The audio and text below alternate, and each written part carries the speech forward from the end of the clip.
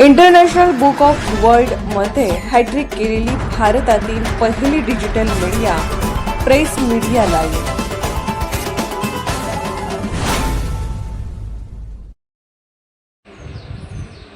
इचलकरंजी बसस्थानक परिसरात कार आणि एसटी बसचा भीषण अपघात. महिलेचा उपचारादरम्यान मृत्यू तर 5 ते 7 जण जखमी.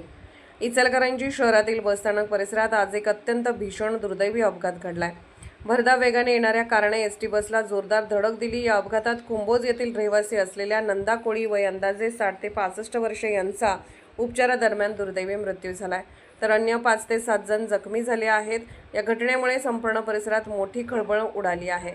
मिळालेल्या माहितीनुसार महिंद्रा XUV कार क्रमांक MH43 AN 2221 अत्यंत भरधाव वेगात बसस्थानक परिसराकडे आली आणि तिने तेथील एका एसटी बसला थेट धडक दिली. ही धडक इतकी भीषण होती की धडकेनंतर परिसरात एकच गोंधळ आणि पळापळ निर्माण झाली. या अपघातात बसमधील काही प्रवासी आणि रस्त्यावरील नागरिक गंभीर जखमी झाले होते.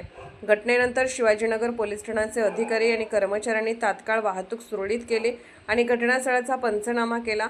मृत नंदा कोळी यांच्या नातेवाईक संगीता कोळी यांनी दिलेल्या तक्रारीवरून शिवाजीनगर पोलिसांनी संबंधित वाहन चालकाविरोधात कायदेशीर गुन्हा दाखल केला असून पुढील कारवाई सुरू केली आहे.